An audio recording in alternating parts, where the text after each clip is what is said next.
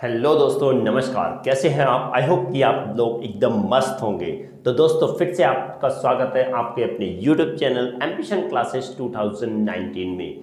तो दोस्तों, आप सभी को बाल दिवस की बहुत बहुत शुभकामनाएं। जी हाँ दोस्तों, happy children day to all of you.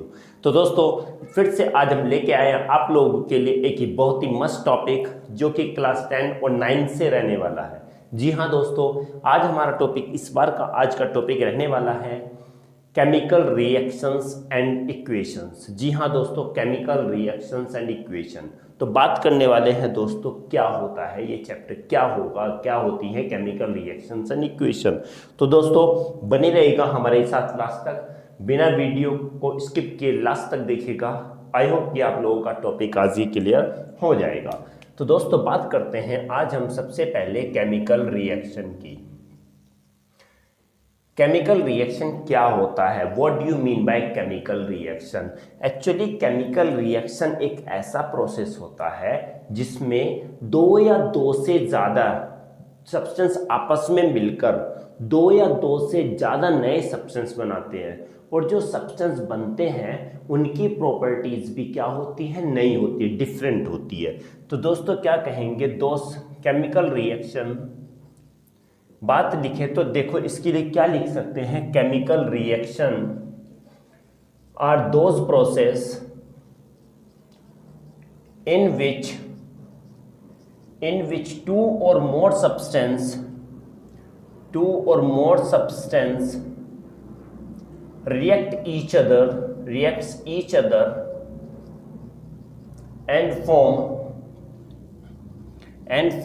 two or more new substance with new properties।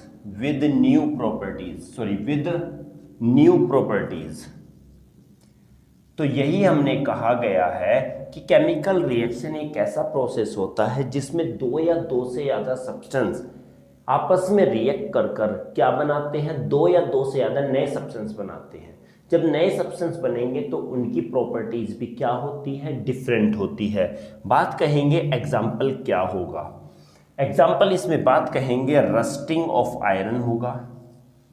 Rusting of iron मतलब कि लोहे को जंग लगना, लोहे के ऊपर ब्राउन फ्लैकी सब्सटेंस जम जाता है। तो क्यों? आयरन किस में चेंज हो गया? फ्लैकी सब्सटेंस में चेंज हो गया। तो क्या बोलेंगे? केमिकल रिएक्शन हो गई है। क्या? केमिकल रिएक्शन हो गई है। तो ये किसका एग्जांपल हुआ? केमिकल रिएक्शन का, rusting of iron. Ripening of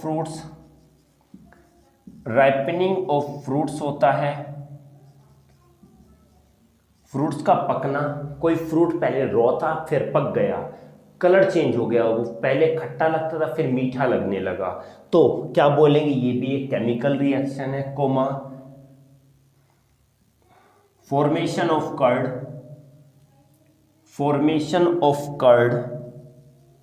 from milk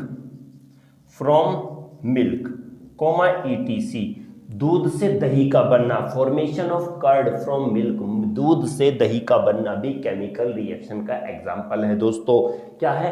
chemical reaction. क्यों? क्योंकि पहले कुछ और था, अब कुछ और बन गया। पहले आयरन था, रस्ट बन गया, तो उसकी प्रॉपर्टी डिफरेंट हो गई। पहले फल कच्चा था, उसकी प्रॉपर्टी पहले कुछ और थी, अब फल पक गया है तो उसकी प्रॉपर्टी डिफरेंट हो गई। फॉर्मेशन ऑफ कर्ड, दही है, दूध की प्रॉपर्टी कुछ और होती है, दूध से दही बन जाती है तो उसकी प्रॉपर्टी डिफरेंट हो जाती है। आई होप कि दोस्तों आपको समझ में आया होगा। बात करते हैं इसकी, तो हमने कहा गया कि A प्लस बी, ये दो सब्सटेंस आपस में रिएक्ट कर रहे हैं और क्या बना रहे हैं? C प्लस डी बना रहे हैं। दोस्तों, क्या?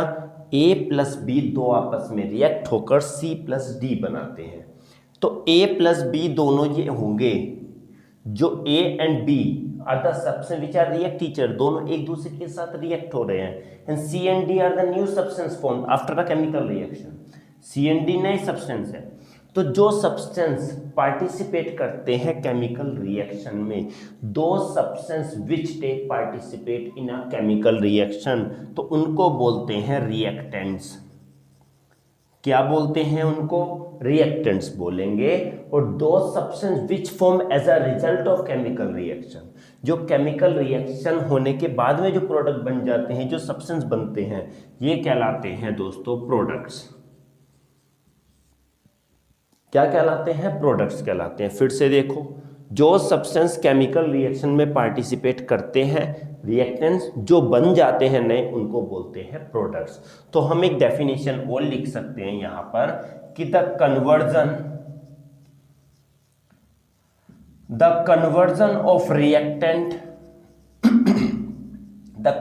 Of reactant into products known as chemical reaction. इसको भी हम क्या बोलेंगे? केमिकल रिएक्शन बोलेंगे। क्या कि जब क्या रिएक्टेंट का कन्वर्जन प्रोडक्ट में हो जाता है तो क्या कहलाता है? केमिकल रिएक्शन कहलाता है। दोस्तों आई होप कि आपको समझ में आया होगा। चाहो तो दोस्तों आप स्क्रीनशॉट ले सकते हैं। दोस्तों समझ में आया, प्लीज चैनल को सब्सक्राइब लाइक शेयर जरूर कीजिए, क्योंकि यही हम चाहते हैं आपसे कि आप हमें सपोर्ट करते रहें और हम आपके लिए नई नई वीडियो लेकर आते रहें। दोस्तों स्क्रीनशॉट ले लीजिएगा। आई होप कि आपने ले लिया होगा स्क्रीनशॉट। जी हाँ दोस्तों, आपने स्क्रीनशॉट ले लिया होगा। नहीं लिया तो आप वीडियो को पॉज करके भी स्क्रीनशॉट ले सकते हैं। ओके दोस्तों, बात करेंगे दोस्तों अगले वाले पॉइंट की। अगला वाला पॉइंट क्या कहता है? अगला वाला पॉइंट ये कहता है कि सुनो, A plus B arrow C plus D, अभी हमने कहा ये रिएक्टेंट है। These are the reactants and ये these are the products. Okay, ये reactants, these are the products. अब बात आती है इक्वेशन की। जी हाँ दोस्तों, एक सेकंड वाली बात इसमें कहें तो एक होती है केमिकल इक्वेशन एंड और क्या होती है? केमिकल रिएक्शन इसको लिखो और इक्वेशन यहां पर लिखते हैं। अब देखेंगे दोनों क्या है ये। अगर कोई भी रिएक्शन सिंपली लिखी जाती है की बात करते हैं, अगर हम लिख देते हैं यहां पर कोई भी line, when zinc reacts with sulphuric acid then zinc sulphate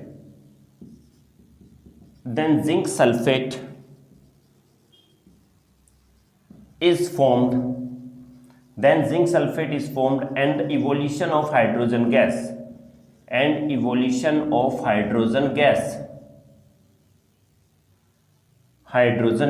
दोस्तों बात करेंगे, देखिए अब क्या बात करेंगे। ये दिया गया कोई भी स्टेटमेंट है, दिस इज द स्टेटमेंट। अब हमें दोनों को एक्सप्लेन करना है इसी के through.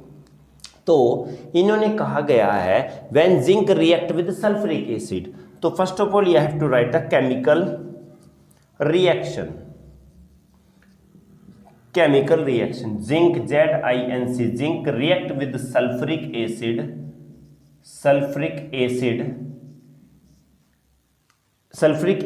Then zinc sulphate plus is formed an evolution of hydrogen gas। दोस्तों एक बात वो देखिएगा, केमिकल रिएक्शन क्या होती है? तो when the substance is written in the form of word, जब सब्सटेंस को वर्ड के फॉर्म्स में लिखा जाता है तो ये क्या कहलाती है? केमिकल रिएक्शन कहलाती है। क्या कहलाएगी? Chemical reaction. इसको हम वर्ड रिएक्शन भी बोलते हैं, वर्ड इक्वेशन भी बोलते हैं। क्या बोलते हैं? वर्ड इक्वेशन भी बोलते हैं। कब? जब स्टेटमेंट से मैं एलिमेंट्स को निकाल कर या सब्सटेंस को निकालकर ऐसे लिख देते हैं कि जिंक ने किसके साथ? सल्फ्यूरिक एसिड के साथ रिएक्ट किया और प्रोडक्ट में क्या बना? जिंक सल्फेट और हाइड्रोजन गैस बनी। तो ये दोनों के दोनों क्या हो गए? ये दोनों के दोनों प्रोडक्ट हो गए, प्रोडक्ट्स। और ये दोनों के दोनों क्या हो गए? ये दोनों हो गए रिएक्टेंट्स।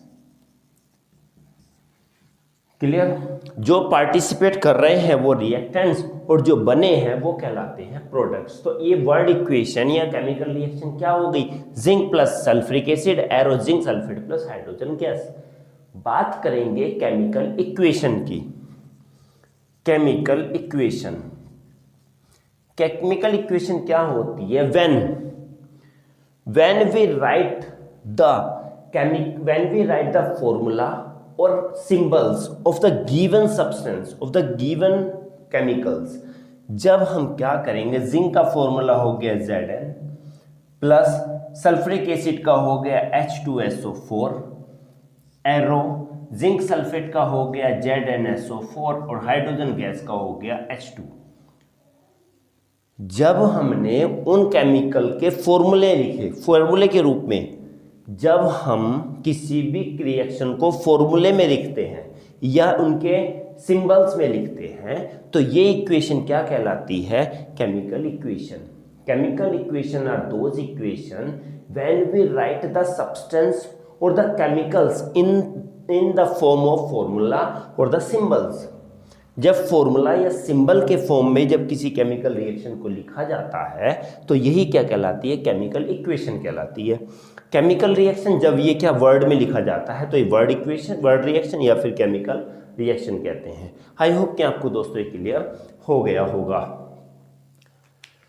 दोस्तों जल्दी से आप स्क्रीनशॉट ले लीजिए, आगे हम बात करने वाले हैं अगले वाले टॉपिक पर, फिर से अगले इसको आगे की ओर लेके चलेंगे।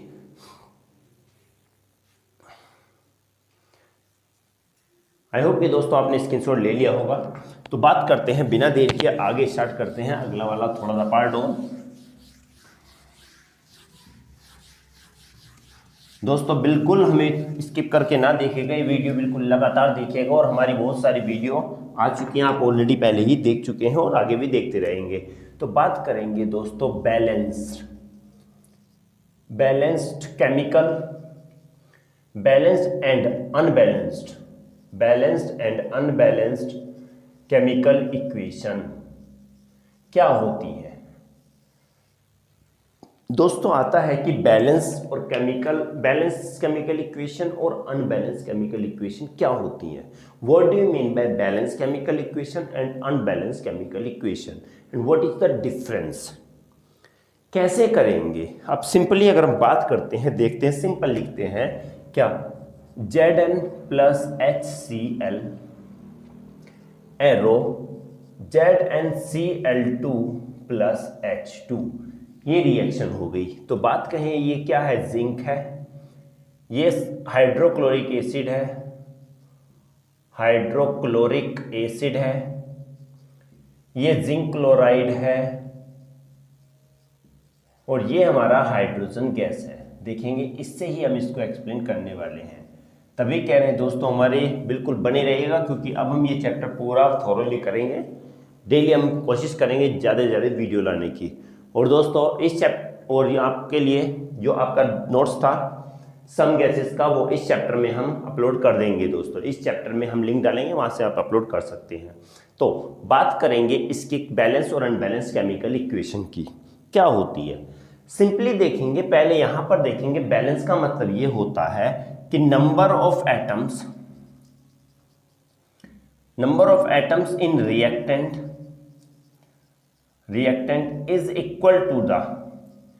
is equal to the number of atoms in products। यही होती है बैलेंस। क्या बैलेंस इक्वेशन क्या होती है, अगर हम बैलेंस लिखें,